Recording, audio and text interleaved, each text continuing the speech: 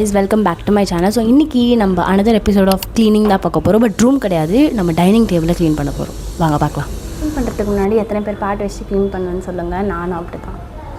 So first எடுத்தோடனே பாட்டு வச்சுட்டு, எனக்கு ஃபேவரட்டான பாட்டு, இந்த பாட்டு வச்சுட்டு மேலே இருக்க திங்ஸ் எல்லாத்தையும் நான் எடுத்து வச்சுட்டேன். கொஞ்சம் நிறைய டஸ்ட் இருந்துச்சு அண்ட் தேவையில்லாத பொருட்கள்லாம் இருந்துச்சு. ஸோ அதெல்லாம் என்ன பண்ணுறதுன்னு எனக்கு ஃபர்ஸ்ட் ஆஃப் ஆல் ஐடியா இல்லை.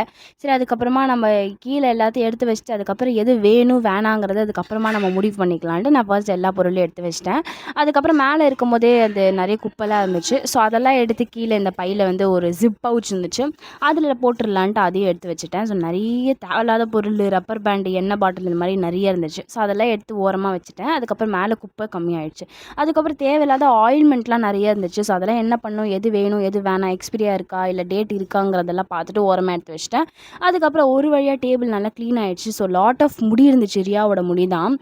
அதெல்லாம் நிறைய தட்டி விட்டுட்டு கொஞ்சம் அங்கங்கே அழுக்காக இருந்துச்சு, லைக் அந்த எண்ணெய் பிசு இருந்துச்சு, அதெல்லாம் நல்லா வந்து தேய்ச்சின்னு தடவிட்டேன். அதுக்கப்புறம் பார்த்தீங்கன்னா லைட்டாக டஸ்ட் அதுக்கப்புறமும் இருந்துச்சு. ஸோ மோஸ்ட்டாக இருந்தது முடி தான்.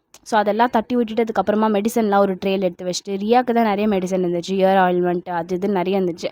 அதெல்லாம் எடுத்து வச்சுட்டு எங்களோட மெடிசன் டப்பா, லைக் நார்மலாக மெடிசன்ஸ் யூஸ் பண்ணுறது அந்த டப்பா ஓரமாக வச்சுட்டு, அதுக்கப்புறம் என்னென்ன பொருளாக தேவையோ அந்த பொருளாக மேலே வச்சுட்டேன். இது வந்து காயின் டப்பா. ஸோ இதில் காயின்லாம் போட்டு வச்சு ஒரு வழியாக முடிச்சாச்சு. கடைசியில் பார்த்தீங்கன்னா டேபிள் இப்படி தான் நீட்டாக இருந்துச்சு. ஸோ ஒரு ஹாஃப் அன் ஹவர்லேயே நான் அந்த வேலையை முடிச்சிட்டேன் and I'm very proud. So next என்ன க்ளீன் பண்ணலாம் நீங்களே கமெண்ட் பண்ணுங்கள். அண்ட் நெக்ஸ்ட் வீடியோ உங்களை பார்க்குறேன். Until then bye by.